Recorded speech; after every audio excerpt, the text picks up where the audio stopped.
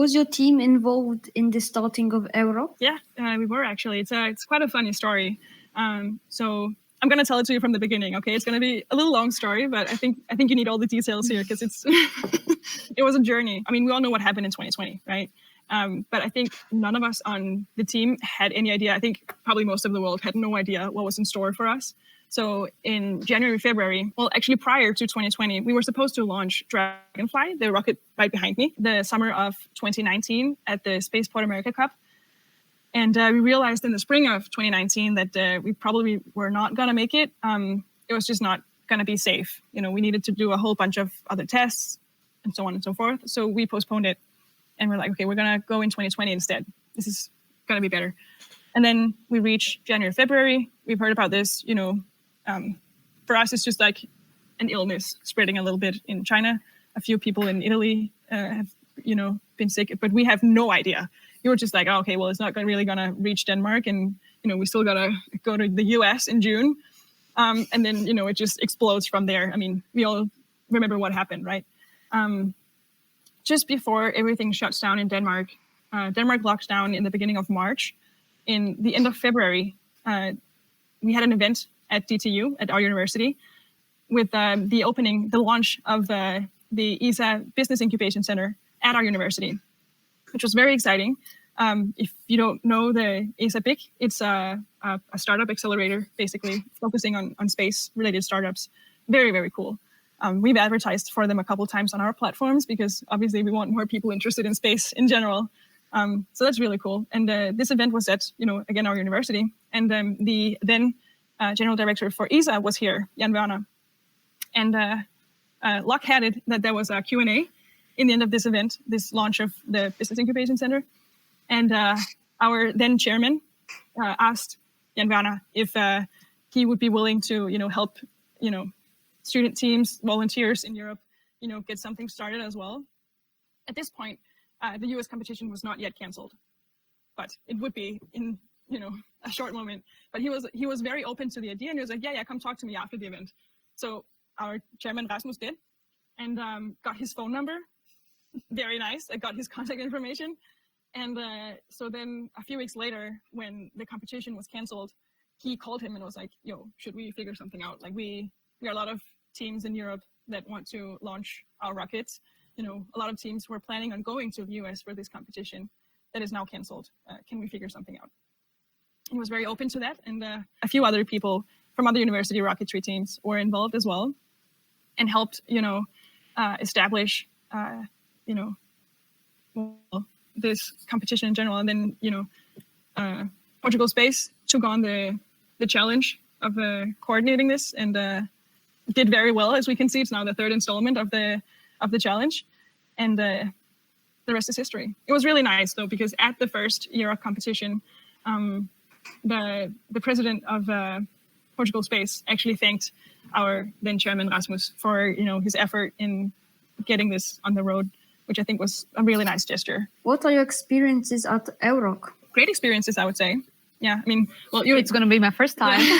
Sarah wasn't here last year, yeah. But I've been at the first two EuRoC competitions, and it's been amazing. You know, last year we got a little award, the flight award. I mean, we were the only ones in our category, but still, it was important for us. And the first year we won the Team Spirit prize. So, you know, we actually last year we also made our own little trophy when we got back. I don't know if you can see because it's see-through, but we made this little trophy for ourselves. But yeah, it's been great.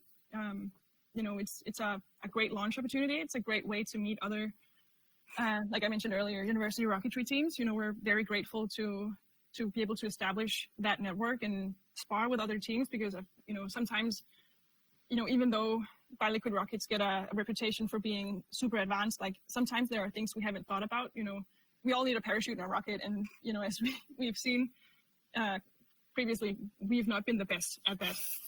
So we can learn from other teams, you know, and it's a lot easier doing that in person.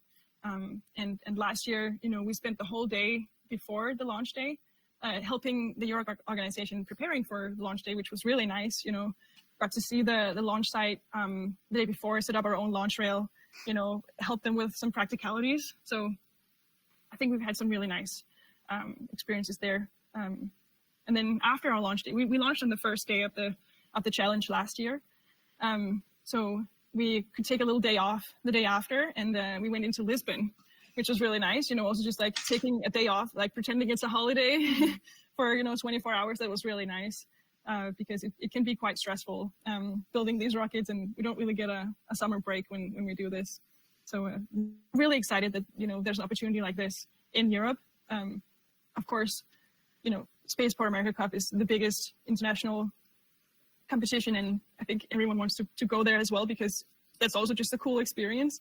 But having something so close to home that is, easy to get to, we would need 3 flights to get to to Spaceport America Cup, and here, we drive the rocket from a truck with the rocket from Denmark to Portugal, and we just fly there. We can fly directly from Copenhagen, so it's super easy and convenient, and yeah.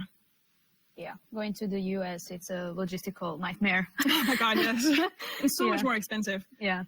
So it's been really nice. And I mean, Sarah is actually, from Portugal. So, having a semi-local, someone who speaks the language, I think is a big advantage too. Yeah. How do you do your review process after the launch? Oh, obviously, I don't know, you wouldn't know. Yeah. But you've seen the pictures. Yeah, right? I've seen the pictures. Yeah. So we're all gathered in like this big, tent-like thing. That's where the launch readiness review happens, and and then of course the post-flight review. I think that happened on the launch site last year. So we go recover the rocket right after the launch, and then when we come back with the rocket, then we talk about like, okay, what happened here, what shouldn't have happened here, things like that. So I think there are more formal deadlines or more deliverables from EuRoC this year compared to last year, which is quite nice because it also forces us to start the documenting process way earlier. Because as you know, there's the concept report. Concept report, the technical questionnaire, of course, is the first thing, and then the concept report in May, and now pretty soon we have the design report, and then the technical report. So it's a good way of like getting into the habit of documenting a lot more, explaining a lot more about what we do, which has been our goal, at least from the very beginning of this project. Like, we need to document everything because, we're all students here, so we have an expiration date basically, and it's really important that we take into account that at some point the person who knows the most about this is not going to be on the team anymore, and this knowledge should be, at least to a certain degree, be available to the remaining members. And we haven't been too good at documenting everything previously. So we're trying to step up our game here. I think it was it Aris? One of the other teams. We should give them a big shout out at some point because we saw their report, and it was like 1,600 pages, and I was just like blown away. Like, this is so cool, guys. Like, they wrote books about what they do. So we've been pretty inspired by that, and we should give them credit where credit is due. Like, we were like, okay, we got to step up our own game. We need to document too. Because otherwise, at some point, all our great knowledge about pilot rockets is going to be, moved on in the world. Would you like to join other rocket competitions? Yes, absolutely.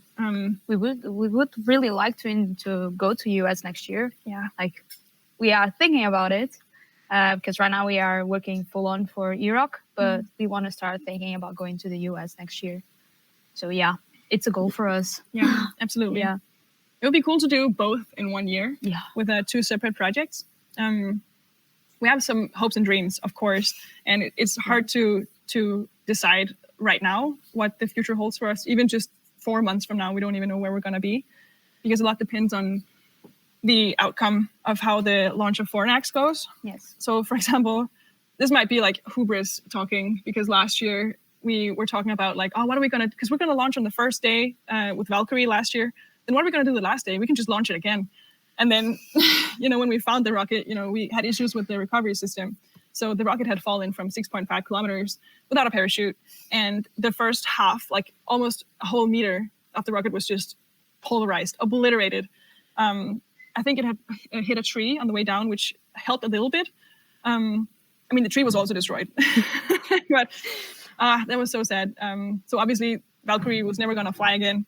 And a lot of good jokes, sad jokes, but good jokes, were made about that, like, Valkyrie is in Valhalla now, and you know, things like that. But so we won't make too many rash decisions just now. But I mean, before EuRoC was a thing, the goal that we had set was to participate in the American competition 3 times, and establish ourselves as a really good collegiate rocketry team within bi-liquid rockets.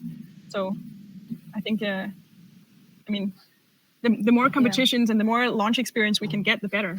But maybe EuRoC will let us participate with like several projects next year, and we can just like line up all our rockets on like several launch rails and just like fire them one by one. That would be so cool. A girl can dream. A girl can dream. Yeah, we gotta draft the email to EuRoC immediately. Yeah.